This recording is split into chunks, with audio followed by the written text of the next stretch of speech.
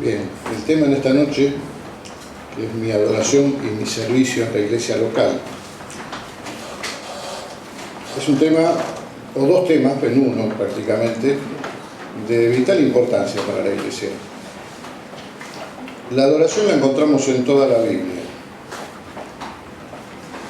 porque Dios requiere, Dios merece ser adorado. Y también el servicio, que es un privilegio que Dios concede a sus hijos para que puedan servirle. Muchas veces lo tomamos como una obligación pesada, a veces se convierte en algo difícil, pero siempre debemos considerar que servir a Dios es lo mejor que nos puede pasar en nuestra vida. La adoración, ya en el Antiguo Testamento la encontramos muchas veces. Y no solamente, como a veces pensamos nosotros, en situaciones favorables, en cosas buenas que nos puedan pasar. Muchas veces la encontramos frente a situaciones muy difíciles. Siervo de Dios que tiene una pérdida muy importante, pero dice la Biblia, y adoró a Dios. ¿Por qué? Porque la adoración es el reconocimiento de lo que es Dios, de la persona de Dios. La adoración implica inclinarse ante Él. Implica un reconocimiento de su grandeza, de su soberanía. Por algo Satanás mismo, cuando tentó al Señor, le dijo, si me adorares, yo te voy a dar todas estas cosas. Y adorar ahí hubiera significado justamente que el Señor Jesús, al ser tentado, al caer en esa tentación, se tenía que postrar delante de alguien que no lo merecía, desde luego, sino todo lo contrario. De modo que la adoración y también el servicio son temas que los creyentes tenemos que considerar. A veces los consideramos separados, a veces los ponemos juntos, a veces consideramos que es una competencia de uno contra el otro, que si uno adora no puede servir. Y aparecen dichos tales como hay que ocuparse del Señor y no tanto de la obra del Señor, sino del Señor de la obra. Dichos así que ustedes habrán escuchado. Yo creo que una cosa incluye a la otra. La adoración es lo máximo en nuestra relación con Dios, que incluye alabanza, que incluye servicio, que incluye entregarle todo nuestro ser, nuestro reconocimiento frente a lo que Él es. De modo que el servicio para mí forma parte de la adoración. Pero también debemos decir que no podemos servir si no adoramos. O lo podemos hacer, pero no lo vamos a hacer de la manera que Dios espera. Vamos a leer un texto que conocemos bien, que está en Juan capítulo 4, el conocido pasaje de la mujer samaritana encontrándose con el Señor Jesús. Y como tantas veces pasa en la Biblia, Dios da cosas que los hombres no esperan. Esta definición que vamos a leer, probablemente alguno podría haber dicho, esto tendría que haberse enseñado cuando fue a la sinagoga el Señor Jesús, frente a alguno de los fariseos, frente a alguno que los venía a tentar para que cayera de alguna manera en sus palabras. Y sin embargo no fue así, fue frente a una mujer, un hecho, si se quiere, inédito para aquellos tiempos, frente a una mujer que él desnuda su vida y muestra que era una mujer pecadora, frente a una mujer que no era del pueblo de Israel, no era del pueblo de Israel, era de los samaritanos, y sin embargo el Señor le da una definición a ella. Tuvo esa bendición de Dios, el haber sido elegida por el Señor para esto, ¿no? Dice los versículos 23 y 24 de San Juan capítulo 4, mas la hora viene y ahora es cuando los verdaderos adoradores adorarán al Padre en espíritu y en verdad, porque también el Padre tales adoradores busca que le adoren. Dios es espíritu y los que le adoran en espíritu y en verdad es necesario que adoren. En este versículo encontramos varias cosas muy importantes. En primer lugar, que debemos descartar todo lo que no sea espiritual para adorar a Dios. A Dios se le adora espiritualmente. Si no, no tenemos posibilidad de adorarle. O lo podemos hacer de forma incorrecta, o creyendo que lo estamos haciendo bien. Mucha gente piensa que la adoración es algo que se puede aprender en algún lugar, en algún instituto. De hecho, ustedes habrán escuchado o habrán visto invitaciones para ir a un lugar donde se forman adoradores, cosa que me parece un error fatal. Porque si yo puedo formarme como adorador a través de ir a algún determinado lugar, estoy descartando totalmente lo que enseña la palabra. Que adorar es inclinarse ante Dios, no es tener una técnica de adoración. Y muchos también confunden creyendo que solamente cantar es adoración, por ejemplo. No estoy diciendo que no hay que cantar, al contrario. Pero no es solamente eso, no es solamente adoración. A veces nosotros también confundimos y decimos, bueno, ahora vamos a tener un momento de adoración y es el momento de canto. Pero a veces no estamos adorando, estamos cantando y nada más. La alabanza se acerca más a la adoración, pero tampoco llega a ese nivel, porque alabamos a Dios por sus hechos, por lo que Él hace, por lo que Él nos dio, y está incluida en la adoración, pero la adoración es mucho más. Es inclinarse ante Él, es poner nuestra vida ante Él, reconociendo que Él es el dueño de nuestra vida, que es el dueño de nuestro futuro, que es el dueño de todo lo que nos pase, como creyentes y también en la iglesia, no solamente individualmente. Lo otro que podemos ver acá es que dice, la hora viene y ahora es. Cuando los verdaderos adoradores, ¿quiénes son esos verdaderos adoradores? Y hermanos, déjenme decirles que solamente los creyentes en Cristo están en condiciones de ser verdaderos adoradores. Porque nadie se puede inclinar ante un Dios al cual no tiene acceso, ante el cual no puede llegar.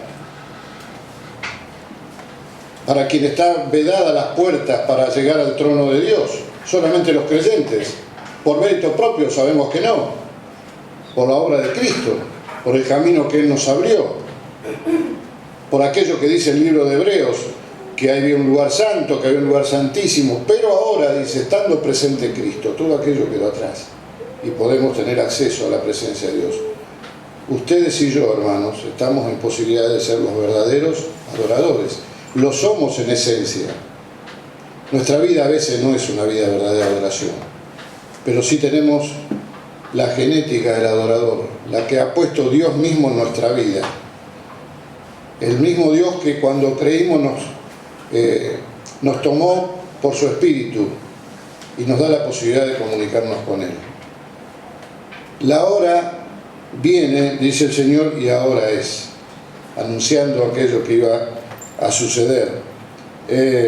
Lo otro importante que notamos acá, si leyéramos el versículo 22, que no lo leímos, pero es el versículo anterior, dice, nosotros adoramos lo que sabemos. Y eso también es una condición. La gente puede adorar cualquier cosa, aún pensando que adora a Dios. Y hemos visto, lo vemos por televisión, vemos cómo hay personas que van detrás de determinados líderes, de lo que sea, pero de la religión que sea, de la más popular o de la menos popular, pensando que de esa manera adora a Dios y se inclina ante esa persona. Nosotros adoramos lo que sabemos. Ni aun los apóstoles quisieron la adoración, porque no les pertenecía. Recordemos aquellos pasajes donde quisieron postrarse ante ellos para adorar, y dijeron, no, por favor, no hagan eso. Solamente el Señor merece la adoración. También este pasaje nos dice que tenemos que adorar en espíritu y en verdad. Ya dijimos que la adoración es una actividad espiritual, que nosotros a veces con nuestra vida podemos teñirla de carnalidad, por supuesto que lo hacemos, de hecho que lo hacemos, pero es una actividad espiritual.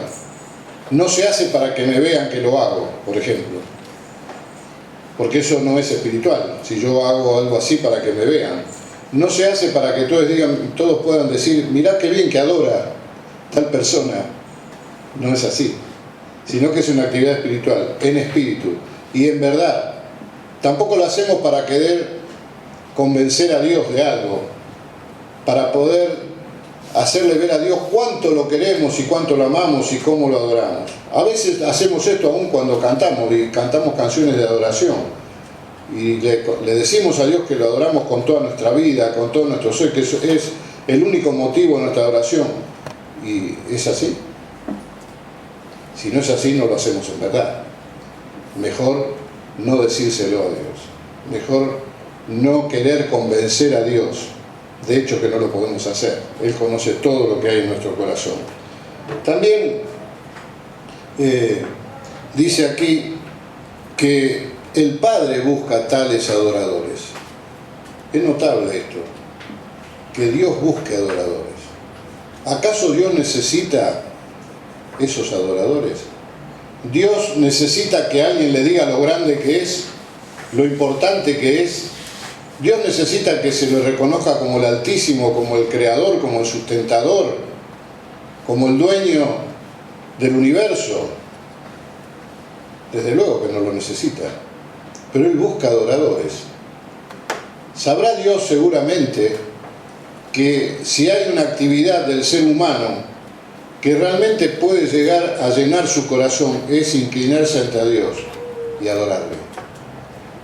Si hay una actividad que el ser humano puede llegar a llenar de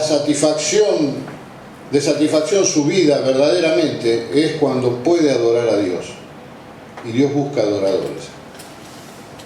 Te busca a vos y me busca a mí. Porque como dijimos, somos los que estamos capacitados para adorar a Dios.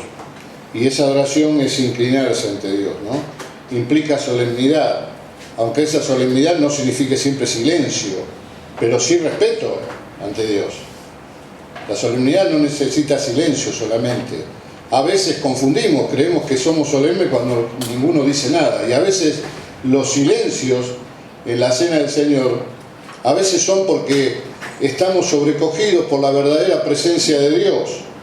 Nos sentimos realmente chiquitos frente a lo que Dios es, pero muchas veces porque no tenemos nada que decirle. Y muchas veces nos pasa que alguien dice, bueno, yo voy a decir algo, porque como nadie dice nada, y se convierte en una situación forzada, que no es lo que verdaderamente Dios espera de nosotros como adoradores. Ahora, ¿cuál es la manera en que la iglesia tiene que adorar? Por supuesto que encontramos en la Biblia, como decíamos antes, muchos casos de personas que dicen que adoraron. Un Abraham que sale con su hijo y se va por mandato de Dios y dice, iremos y adoraremos y vamos a volver. Y como eso encontramos muchos casos. Un David que frente a su pecado tan grave, tan serio, termina perdiendo a su hijo y dice la Biblia que él adoró. Y como eso podemos ver muchos casos. Pero ¿cuál es la motivación y cuál es la forma en que Dios espera que nosotros le adoremos? Primero, hermanos, debemos recordar que nosotros formamos parte del cuerpo de Cristo. Y de eso no nos podemos salir. Nos guste o no, porque a veces no nos gusta. A veces vuelve a nosotros esa idea de que es mejor una vida individual, una vida de egoísmo. Y algunos hasta dicen, Dios está en todas partes. Y yo lo puedo adorar en mi casa. Es verdad, Dios está en todas partes, pero como está en todas partes, Él te quiere en un lugar determinado, a la hora determinada, que es la hora cuando se reúnen los hermanos. Y ahí te quiere Dios. Él está en todas partes, pero no quiere que estés en el lugar que a vos te parece, sino en el lugar que Él quiere que estés. Entonces, ¿cuál es el reflejo mayor de la adoración de la iglesia? Indudablemente es la cena del Señor. A veces nosotros elegimos, y bueno, hace calor, vamos a ir a la segunda reunión que está un poco más fresco. Bueno, no importa cuál es la segunda reunión. No, hermanos. Si celebramos primero la cena del Señor, es la cena del Señor, y la otra es otra reunión, otro culto para predicar, para enseñar, pero ambos son importantes. Y yo no puedo decir, y a mí me gusta ir a una y a la otra no. Si realmente quiero ser un adorador, y también quiero ser un siervo de Dios. La Cena del Señor es el acto central de la vida y de la adoración de la iglesia local.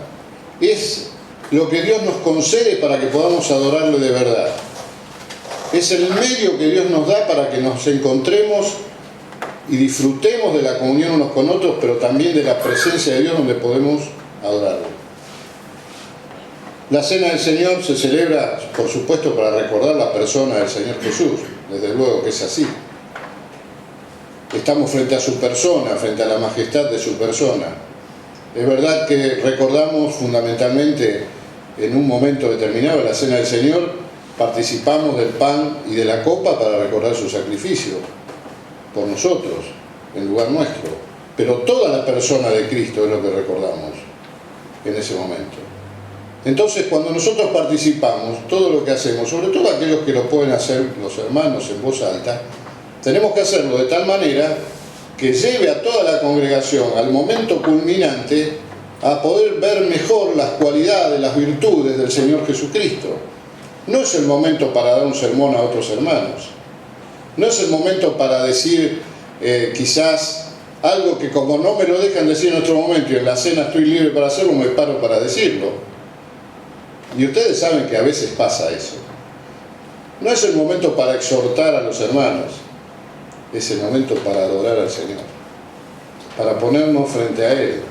Y todo lo que hacemos, sea pedir un himno, una canción, orar, abrir la Biblia, meditar en ella, todo nos tiene que llevar al momento de participar de los símbolos y que lo hagamos de la mejor manera, con el discernimiento de lo que estamos haciendo. Y esto lo tenemos que hacer por amor a Dios y por amor a los hermanos, ¿verdad? También, por supuesto, para proclamar su muerte. No habría celebración de la Cena del Señor si no mencionamos que Él murió por nosotros. El pan nos habla de su cuerpo, el vino de su sangre. Y necesitamos hacer eso. Es un momento de gratitud, de alabanza, de proclamar las bondades del Señor. No es tanto para mirar nuestra propia historia, aunque la estamos recordando, porque recordamos lo que Dios hizo por cada uno de nosotros, sino para exaltar la persona de Cristo. Pero también la cena simboliza nuestra comunión. Dios nos ha provisto de este medio porque simboliza la comunión de la iglesia.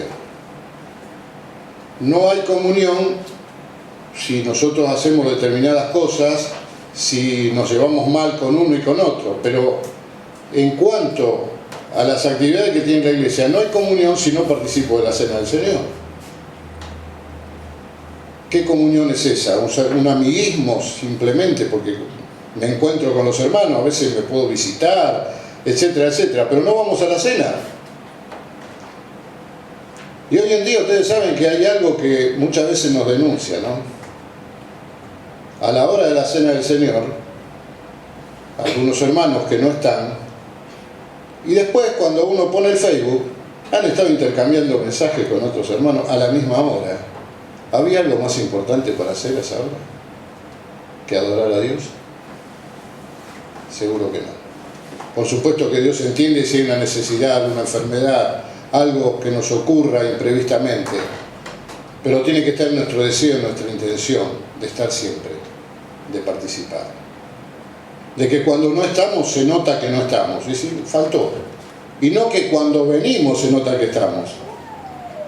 ¿Se entiende? Hay hermanos que a veces cuando no están, uno se da cuenta inmediatamente. ¿Por qué? Porque vienen siempre. Y están en la Cena del Señor y participan y disfrutan de la comunión. También ilustra la unidad de la iglesia. Un solo pan, dice el Señor, una copa. Ese pan que representa el cuerpo de Cristo. Y el cuerpo de Cristo aquí en la tierra, el cuerpo, podríamos llamarle místico, ¿qué es? La iglesia. El Señor se mueve con la iglesia, Él es la cabeza. No se mueve con otros. Él no le revela cosas ni le muestra cosas a otras personas que no sean los creyentes, que no sea la iglesia. Y Dios le da una importancia suprema a la iglesia, y a la participación, y a la adoración en conjunto, y a la Cena del Señor. Y por supuesto que la cena también anticipa la venida del Señor. La hacemos con la expectativa de que sea cada vez que la hacemos la última vez, porque el Señor va a venir. Fue instituida por el Señor, lo encontramos tanto en Mateo, en Marcos, en Lucas, en los Evangelios. Fue reafirmada por Pablo, allí en 1 Corintios capítulo 11, versículos 23 y 26. Pablo dice que él recibió esto del Señor y lo transmite. Luego Pablo se ocupa de corregir errores con respecto a la cena y algunos desvíos. Ahora, hermanos, ¿es posible, visto todo esto, decir que adoramos a Dios y no participar de la mesa del Señor? ¿No habrá una contradicción cuando alguien dice eso? Que dice que es un adorador, pero no viene a la cena del Señor. Seguramente que sí.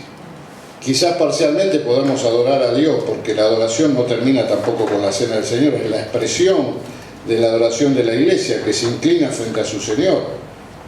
Pero también es la suma de aquellos que vienen siendo verdaderos adoradores y que en su vida ponen a Dios en primer lugar y se inclinan ante Él. Dios está en todas partes, como decíamos, pero quiere que a la hora de la cena, a la hora que se diga, estemos presentes. Por otro lado, ¿podemos servir al Señor, ya que tenemos valor de servicio, sin participar de la cena? Y sí, podemos, pero está bien que lo hagamos. Está bien que alguien que no quiera adorar a Dios quiera servirle. No hay algo ahí que se contradice. Si queremos servir a Dios, también tenemos que adorarle. Tenemos que conocer a Dios para saber a quién le estamos sirviendo. Tenemos que inclinarnos ante Él con la adoración para reconocer que Él es el soberano y que yo lo sirvo dentro de la soberanía de Dios, no como a mí me parece, no como yo quiero, no como a mí se me da la gana. El servicio a Dios también es algo vinculado directamente y estrictamente al servicio de la Iglesia, no es algo que hago por propia cuenta. Y cuando alguien va a otro lugar a servir a Dios, también va a la Iglesia con él. También tiene que estar la Iglesia respaldando, acompañando, orando, sabiendo dónde está, sabiendo lo que hace. Pero ¿podemos hacer eso si ni siquiera queremos participar de la cena? Yo creo que no. Porque si no, en primer lugar no estaríamos adorando a Dios, o lo estaríamos haciendo de una forma muy parcial, y Dios no quiere que sea así. Entonces, por otro lado, ¿es razonable decir que vengo a adorar a Dios, pero después nunca querer servirle? Venir a la cena del Señor, pero no usar nunca los dones que el Señor me ha dado, que me lo ha dado para que le sirva. No me los ha dado para que yo me luzca en algún lugar. No me los ha dado como una herramienta que guardo en el galponcito y alguna vez la voy a usar. Sino que es una herramienta, el don que Dios me ha dado, que lo tengo que tener preparado, listo para usarlo. Está bien que solamente participemos de la cena y después nos vamos y ya no queremos escuchar lo demás, no necesito lo demás, tampoco está bien. Las cosas se vinculan unas con otras. Quisiera leer el Salmo 9, los versículos 1 y 2. Es un salmo que en estos dos versículos nos habla de alguna manera de las actividades que tiene que tener el creyente. Dice Salmo 9, versículo 1 y 2. Te alabaré, oh Jehová, con todo mi corazón. Contaré todas tus maravillas. Me alegraré y me regocijaré en ti. Cantaré tu nombre, oh Altísimo. Fíjense, acá encontramos al menos 4 actividades que el creyente tiene que llevar adelante en su vida.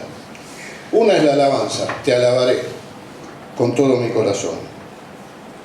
La otra, el testimonio, contaré todas tus maravillas, que incluye el servicio a Dios, o es un servicio. La otra, el gozo en Dios, me alegraré y me regocijaré en ti. Y también cantaré a tu nombre, el canto. 4 cosas que el creyente puede y debe hacer en su vida, pero todas ellas están incluidas en lo que es la adoración. No nos escapamos de allí. no hay una competencia entre dar y servir. Yo creo que el servicio está incluido. El reconocimiento. Muchas veces lo criticamos a Tomás porque fue incrédulo, ¿no? Dijo, si no veo y si no meto los dedos en el lugar donde el Señor fue herido, no voy a creer. Y el Señor se le apareció. Y Tomás pudo reconocer al Señor, pero ¿qué fue lo que le dijo? Debemos reconocer que él se postró inmediatamente, dijo, Señor mío y Dios mío. Un reconocimiento absoluto frente a la persona del Señor. Reconoció su error, pero sobre todo se postró ante Él. Que nosotros también, hermanos, si en alguna manera hemos sido como Tomás, podamos postrarnos ante el Señor. ¿Cómo participar de la cena? Tenemos que venir preparados. Yo no puedo venir a la cena para ver qué pasa. Tengo que venir preparado, tengo que venir dispuesto a brindarme yo también en la comunión. La cena no la hacen los ancianos ni los hermanos que se puedan parar a hablar, a decir algo. Somos todos. Todos somos adoradores. No es uno solo, no hay un privilegio. Todos, aún en el silencio, cuando no podemos hacerlo porque Dios ha establecido un orden determinado, estamos adorando a Dios. Y estamos contribuyendo a la comunión con Dios. Podemos hacerlo públicamente, orando, abriendo la palabra. Yo veo que muchas veces hay hermanos que dan mensajes luego de ministerio, de predicación, pero nunca se los escucha decir algo en la cena del Señor. Yo no sé si acá es el caso, pero sí en la iglesia donde yo estoy. Entonces hay algo que no está funcionando bien, hay algo que no funciona bien. Tenemos que abrir la palabra, llevar la congregación a ese momento culminante. Finalmente, hermanos, porque ya se ha pasado el tiempo, ustedes recuerdan el pasaje de Juan capítulo 12, versículos del 1 al 3, esa visita que hace el Señor a una casa, a un lugar donde Él se sentía realmente bien en esa casa. Juan capítulo 12, estando el Señor en donde, en Betania, y allí dice que 6 días antes de la Pascua vino Jesús a Betania, donde estaba Lázaro, el que había estado muerto y a quien había resucitado de los muertos. Y le hicieron allí una cena. Marta servía y Lázaro era uno de los que estaban sentados con él a la mesa. Entonces María tomó una libra de perfume de nardo puro, de mucho precio, ungió los pies de Jesús y los enjugó con sus cabellos, y la casa se llenó del olor del perfume. Una escena que nos trae muchas enseñanzas. ¿Quiénes estaban allí? Estaba Lázaro, estaba Marta, estaba María, estaban los discípulos y sobre todo uno de ellos que era Judas. Si seguimos leyendo encontramos allí que él estaba dando su opinión sobre lo que había pasado. Lázaro es como un testimonio, ¿no?, de alguien que había estado muerto y ahora estaba vivo, está sentado a la mesa del Señor, nos representa de alguna manera. Estamos muertos en nuestros delitos y pecados, el Señor nos ha dado vida y podemos estar sentados a la mesa con Él. Marta es un testimonio de alguien que sirve, ¿no?, porque dice que Marta la encontramos siempre sirviendo. Aún a veces recibió hasta un poco el reto del Señor, que le dijo, estás turbada con tantas cosas, como que el Señor quería que descansara. María es el ejemplo de la adoración. Volcó todo lo que tenía, lo más valioso, rompió el alabastro para que fuera alabado el Señor, para que fuera adorado. Pero también estaban los discípulos y estaba un tal Judas que pensaba que la adoración era algo que no servía para nada y que más vale usar eso que María había volcado allí para otra cosa. Sin embargo, el Señor le dijo que esto que había pasado iba a hacer que de María se hablara como estamos hablando ahora nosotros. ¿Qué queremos ser nosotros, hermanos? ¿Con cuál me identifico? Yo quiero ser como María, para adorar al Señor, entregando todo al Señor. También quiero ser como Marta, para servir al Señor. No la dejo de lado. Porque también algunos pueden decir, bueno, seremos como María, entonces no sirvamos, tenemos que servir al Señor. Y también como Lázaro, siempre presente en la mesa del Señor. Que el Señor nos bendiga para que podamos de alguna manera meditar, pensar en estas cosas y saber que la adoración no es algo que elegimos, pero al contrario, Dios nos está buscando, te busca adoradores. El servicio a Dios forma parte de esa adoración. Las dos cosas, ambas cosas, son de aquellas que tenemos que ofrecerle al Señor, de alguna manera. Que el Señor nos bendiga para que así sea.